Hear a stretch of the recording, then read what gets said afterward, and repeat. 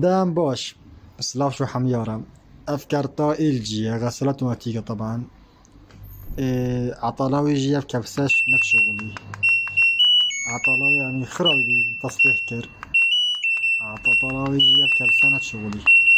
حميد شغلي بس كبسة أمر نداش بالرمدي شغلي. أنا شرط أوه نت شغلي من تصليح كر. وقل بين حميد شغلي خاطكم وسلاف شو حميارة.